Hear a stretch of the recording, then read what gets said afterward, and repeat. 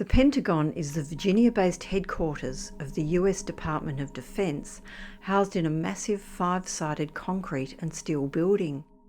With the start of World War II and Hitler's Nazi Germany already infiltrating much of Europe, the US War Department was expanding rapidly and needing a home. The land where the Pentagon was first planned to be situated was Arlington Farm, once part of the large estate of Confederate General Robert E. Lee, and surrounded on 5 boundaries by roads. Accordingly, the architects designed a 5-sided building. After controversy about its size and location close to the Arlington Cemetery, President Franklin Delano Roosevelt decided to move it to its present site while retaining the pentagonal design. Its architects had determined that the building was to be no higher than 4 stories, both to economise on steel during the wartime scarcity and to enhance its views of Washington, D.C. Work commenced on the Pentagon on September 11, 1941, 60 years to the day before the terrorist attacks of September 11, 2001. The final design incorporated multiple concentric pentagons positioned inside one another, interconnected by corridors and centering around a courtyard.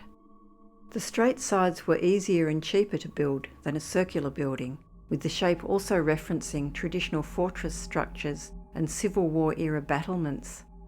The Pentagon's massive size would allow the entire US Capitol building to fit inside any of the building's 5 wedges, containing 6.5 million square feet of office space, 3 times the floor space in the Empire State Building, 7,754 windows, and 17.5 miles of corridors. However, its spoken wheel layout means it takes no more than 7 minutes to walk between the furthest apart 2 points in the building. During construction, the builders economised on steel, conserving enough to build a battleship. Conveniently, the 689,000 tonnes of sand and gravel used to mix the building's reinforced concrete, which contributed to 41,000 concrete pilings, were dredged from the local Potomac River. The construction supervisor was Corps of Engineers Colonel Leslie R. Groves, who would later be appointed to head the Manhattan Project and build the atomic bomb.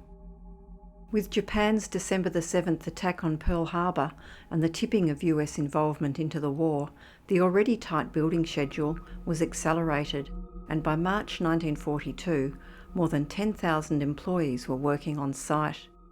At one very intensive stage, 15,000 people were operating 3 shifts, 24 hours a day, with floodlights illuminating the area all night. The Pentagon's first staff moved in on April 30th, 1942, followed by the official opening on January 14th, 1943. From the original $35 million projected cost, expenditure had ballooned to $75 million or higher. Interestingly, the Pentagon was the first desegregated building in Virginia, designed when segregation was the law in that state. Roosevelt had signed an executive order the year before outlawing discrimination against government employees due to race, creed, colour, or national origin. The Pentagon was the only building in Virginia where segregation was not enforced, but as segregation was state law, it was designed and built with twice as many bathrooms as it required for a desegregated building of its size. After its completion, strange reports started circulating of a ghost haunting the Pentagon. A uniformed US Army major was seen to suddenly emerge from a wall amidst the Army's Ordnance Division officers. In a flash, the man was seen hurrying past rows of desks while avoiding eye contact and then seeming to vanish into the stream of staff walking along the outside corridor. Weeks might go by without a sighting, then another mysterious appearance would take place. Witnesses seemed unsurprised at the thought of a resident ghost, as several workers had lost their lives during construction of the building. Until, in 1947, the ghost was finally cornered and found to be a major in the Corps of Engineers called Robert Furman.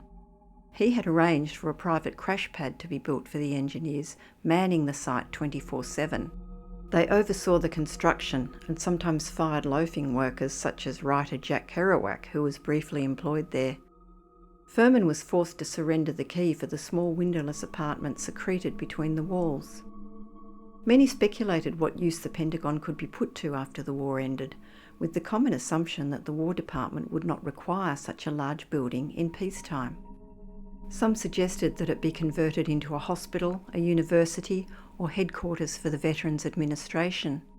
Its future was sealed when in September 1947, Congress passed the National Security Act, introducing the single biggest military reorganisation in American history. The Act engendered the national military establishment, separated the Air Force from the Army, officially established the Joint Chiefs of Staff, and initiated the Central Intelligence Agency and the National Security Council. To provide a strong base for all military activities, President Harry Truman ordered that the Navy, Army and Air Force all establish their headquarters in the Pentagon. On August the 10th, Truman signed a law granting the Secretary of Defense complete power over the armed forces and renaming the national military establishment the Department of Defense. The Korean War and Cold War activities saw Pentagon staff levels return to wartime highs, eventually reaching 33,000. In 1953, the massive complex opened its outdoor and inner courtyard areas for tourists. The Vietnam War protests on October 21, 1967, ended near the Pentagon, where more than 2,000 armed federal troops were waiting. Writer Norman Mailer wrote of the building, "Every aspect was anonymous, monotonous, massive, interchangeable." The rally ended peacefully, but in May 1972, an anti-war group called the Weather Underground left a device in a women's restroom at the Pentagon. It exploded at 1 a.m, causing no injuries, but around $75,000 in damages.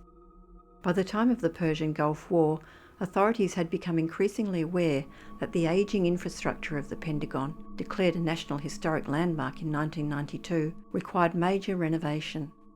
This started in October 1994 at a cost of over $1 billion. The renovation extended beyond its planned timeline and budget, and by September 11, 2001, was in its final stages. That day, minutes after the attacks on the World Trade Center in New York City, American Airlines Flight 77 plummeted into the Pentagon's first-floor west wall at 9:37 a.m.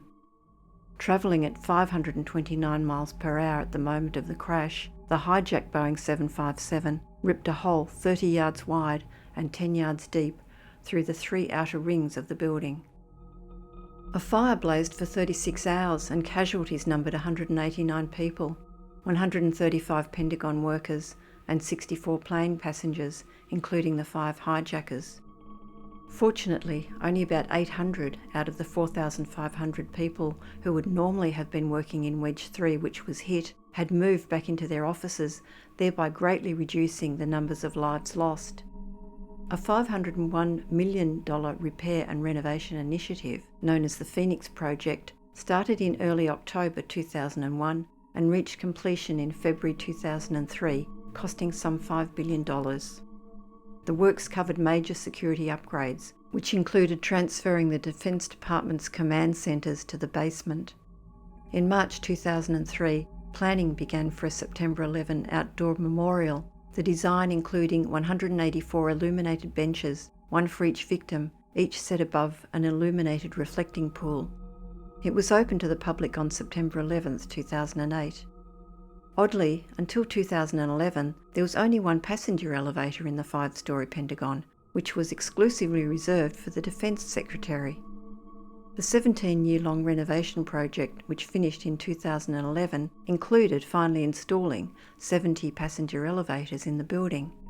Before then, people unable to use stairs moved between floors via long ramps. The ramps remain, amidst rumours of office chair races.